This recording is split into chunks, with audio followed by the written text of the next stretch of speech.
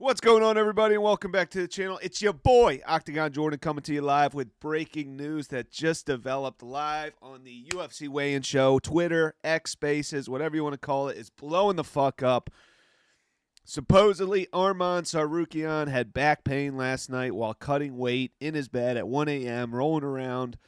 Called Dana White, said he couldn't go, so Dana dialed up the money man, the money Moy, and we got Renato Moicano stepping in the main event to take on Islam Makhachev for the lightweight championship.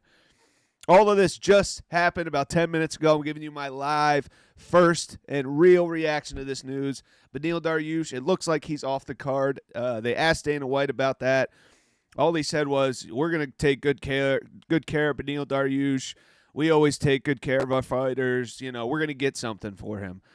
No idea what that means. Looking at the card right here, it looks like Dariush is off the card, or at least off the main card.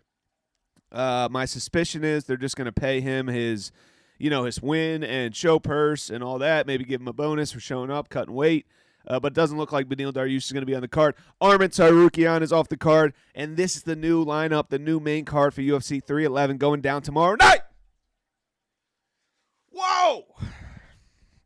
Not sure how I feel about this. We lost a fight, so we're down a fight. I don't hate the main event, Islam Makhachev against Renato Moicano. I wasn't, in love with the Tsarukyan-Makhachev matchup. Of course, that was the champion against the number one contender, the young prospect on a win streak, taking everybody out. So if you look at it from that angle, from that perspective, I was excited for it.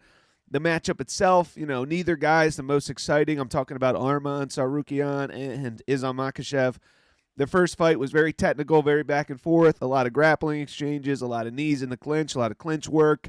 There wasn't any real blood, any real breathtaking moments, any real memorable strikes. So I think it would have been a chess match. I think it would have been a good chess match. Two athletes, two good fighters, two young studs. But I wasn't jonesing for it. I wasn't losing sleep over thinking about how it would play out. Oh, this could happen or that could happen. It was going to be a back-and-forth grapplers, reversal, just proper technique matchup that I think Islam Makhachev is going to come out on top of. But now we got Money Moicano stepping in. I mean, the resurgence of this guy, the way his career has gone from a few years ago when he tore his ACL to where we're at right now. I mean, holy shit. I don't know if I've seen anybody on more of a skyrocket run than Renato Money Moicano. He was one of the stars last night at the press conference. Had the Conor McGregor suit on, had the glasses, was yelling into the mic, I cannot afford to lose. I cannot afford to lose. I'm here to make money. I'm here to be the champion and beat everybody. Listen to me, motherfucker. I'll fight Islam, motherfucker. I don't give a fuck, motherfucker. Well, here's your shot. Renato Moicano coming off the brutalization of Benoit Saint-Denis. Brutalized him, battered him in one round, and beat the shit out of Benoit Saint-Denis. Now, I'm not saying Benoit Saint-Denis is Islam Makhachev. We all know Islam Makhachev is way better than BSD, way more well-rounded, way more experienced, tougher, bigger, been there, done that, fought better competition, but he has a similar style as Benoit Saint-Denis. Good striker, very aggressive, very strong in the grappling, and great grappling, comes out hot. Now, obviously, he's more poised. He has better cardio. He has better experience than Benoit Saint-Denis. So, again, I'm not comparing them. But fight style-wise, they're similar. They love to grapple. They love to use their physicality. And they're both, okay strikers. And they got great cardio. And we saw what Renato Moicano did to BSD. Does he have a chance here against Islam Makhachev? I don't know. I just checked the odds. As soon as this fight was booked, I just checked the odds. It looks like Renato Moicano is plus 440. Plus 440. Now, luckily for us, he did have a training camp. He cut weight properly. He was at the event. He didn't have to rush to get here. He was expecting to fight tomorrow night. So it's not the Islam Makhachev, Alexander Volkanovski situation. It's not Volk coming off the couch, with the beer belly, looking out of shape, coming in on 4 days' notice. And not that Moicano's been training. He's been in the gym. He's 35 years old. He's always training. He knows he could have an opportunity pop up at any time. He was kind of aware of this. He's the only other lightweight on the card that might get a chance. And who knows what happened to Arman Tsarukyan? I mean, he looked great. His body, he had a great physique. He was in the cryotherapy chamber. All the money he had, driving the Lamborghinis around. Everybody was fucking busting loads over his abs and his physique, how good his body looked. I guess it wasn't really in that good a shape after all. His back hurts. He was sitting at the press conference in the chair, looked fine, wasn't squirming around. My dad's back's all jacked up. He normally sits like this. Normally sits all fucked up. Arman looked fine to me. Did the face-off with Islam. Wasn't limping. Seemed fine. Good posture. So who knows what happened. Maybe he slipped. Maybe he bent over weird. Maybe he was doing squats. Maybe he was doing some last-second wrestling practice. Popped a muscle. Popped a fucking disc. I don't know. Who knows? Obviously, the stress of a training camp is tough on these fighters. Their bodies are supposed to be peaking right now, but they can also be pretty run down from the training camp, from the stress of the fight week, cutting weight. You're a little brittle. Your body's not 100% up to strength when you're cutting weight. And the back is nothing really to mess with. So I can't blame him too much. But again, this is the biggest opportunity of his life. I feel bad for the guy. Sucks he had to pull out. Who knows if we'll get this opportunity again. Islam's been talking about moving up to 170.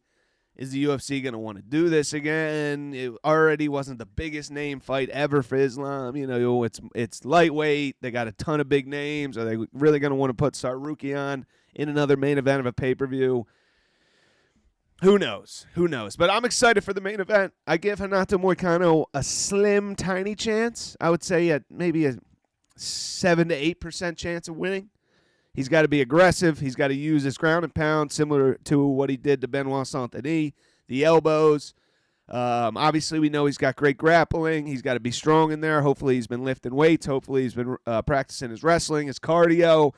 He just said in a video on Instagram that he was training 5 rounds. He was kind of preparing for this.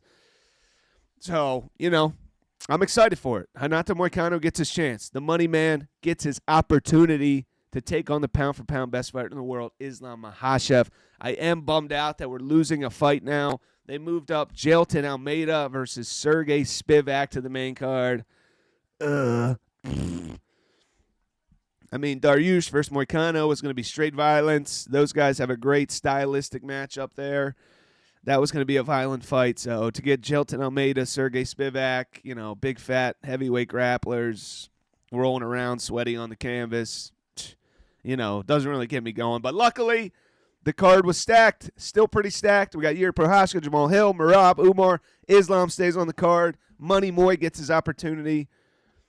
I wish they would have found an opponent for Beneil Dariush. You know, throw somebody in there. I'm sure there's somebody in Los Angeles or Las Vegas, you know, nearby. It's only a 1-hour flight. Las Vegas is similar to the Danny Gay situation. So I hope something comes of that for Beneil. We'll see what happens there. You know, like I said, I don't give Moicano much of a chance, but I am excited for this main event. I would say even a little more excited than I was for the Tsarukyan-Islam matchup, even though that was 1 versus champion. This is 10 versus champion. Renato Moicano has been on a rocket ship. He's got a great wave of momentum right now. We know what he can do on the floor. He's a tough matchup for Islam Makhachev. You know, I don't give him much of a chance, but I'm not too bummed to see Arman fall off the card. I'm more so bummed that we're losing out on Dariush Moicano because that fight was going to be great. But again, just some more random bullshit that happens UFC Fight Week. I mean, it reminds me of UFC 303 all over again. UFC Diaz versus Ferguson when it was supposed to be Diaz versus Chimaev. All that debacle. You know, the Volkanovski-Islam thing when Charles got the thing, and then Usman-Chimaev fight. It never really turns out too good when these situations happen. The fight card quality seems to go down. But like I said, luckily, this fight card's stacked. I'm not excited about the Jailton Almeida, Sergey Spivak at all. That sucks.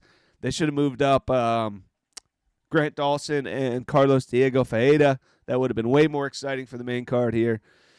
But it is what it is. This is what we're getting. This is what we got. We still got a pay-per-view. Islam Makhachev stays on the card. Arman Tsarukyan, you're back. Come on, bitch. What are you doing? I mean, come on. Biggest opportunity of your fucking life. You never pulled out of a fight. I get it. You're cutting weight. Maybe you tweak something. Still. I know you want to be 100% going in to fight Islam Makhachev. I get that, but it is what it is. Anyway, Still excited as balls. Hopefully they get Beneil Dariush something on this card, even versus anybody. I want to see him in action. But anyway, still excited. Renato Moicano, money Moy. Motherfucker. I'm coming for you, motherfucker. Easy money, motherfucker. We'll see what happens.